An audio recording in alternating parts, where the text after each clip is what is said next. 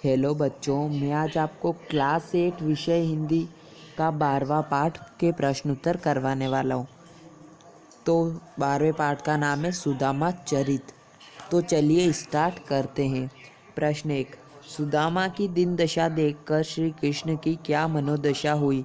अपने शब्दों में लिखिए। उत्तर। सुदामा की दिन दशा देखकर श्री कृष्ण को अत्यंत दुख हुआ। दुख के कारण श्री कृष्ण के आंखों से आंसुधारा बहने लगी। उन्होंने सुदामा के पैरों को धोने के लिए पानी मंगवाया, परंतु उनकी आंखों में से इतने आंसू निकले कि उन्हें आंसुओं से सुदामा के पैर धुल गए।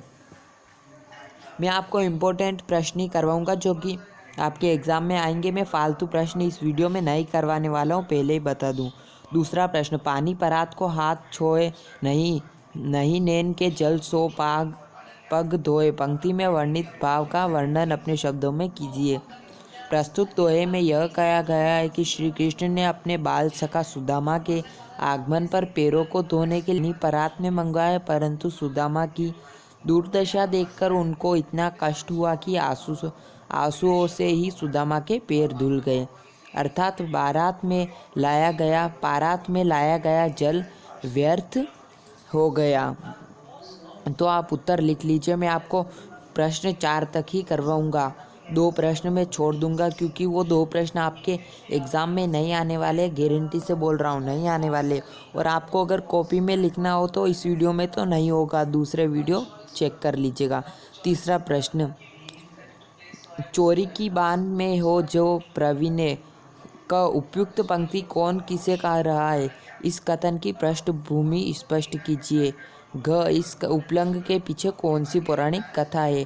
तो इसी उत्तर क वाले का उत्तर है, यहाँ श्री कृष्ण अपने बाल सखा सुदामा से कह रहे हैं। ख वाले का उत्तर है, सुदामा की पत्नी ने श्री कृष्ण को भेंट स्वरूप कुछ चावल भिजवाए थे। संकोचवश सुदामा श्री कृष्ण को यह भेंट नहीं दे पा रहे थे, परंतु श्री कृष्ण सुदामा पर दोषारोपण करते हुए इससे चोरी कहते हैं और कहते हैं कि चोरी में तो तुम पहले से ही निपुण हो। घ वाले का उत्तर देख सकते हैं।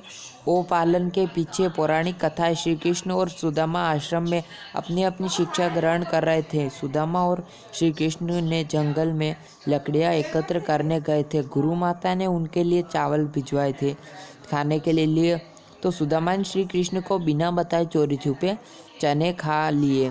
इसी का दोष देते हुए श्री कृष्ण ने कहा है। तो ये प्रश्न आपके एग्ज़ाम में आ सकता है, आएगा, मतलब 100% लगता है आएगा ये वाला। चौथा। द्वारका से खाली हाथ लौटते समय सुदामा मार्ग में क्या क्या सोचते जा रहे थे? वहाँ श्री कृष्ण के स्वभाव से क्यों सींच रहे थे? सुदामा के मन में की दुविधा को अपने शब्दों में प्रकट कीजिए। उत्तर। द्वारका से खाली हाथ लौटते के समय सुदामा का मन बहुत दुखी था। वे कृष्ण द्वारा अपने प्रति किए गए व्यवहार के बारे में सोच रहे थे कि वे श्री कृष्ण के पास जब पहुँचे तो श्री कृष्ण ने आनंदपूर्वक उनका आतिथ्य सत्कार किया था।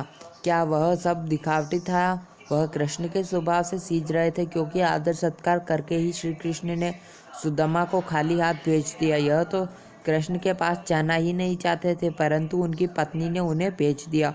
उन्हें इस बात का पछतावा भी हो रहा था। मांगते हुए चावल भी हाथ से निकल गए और कृष्ण ने कुछ भी नहीं दिया।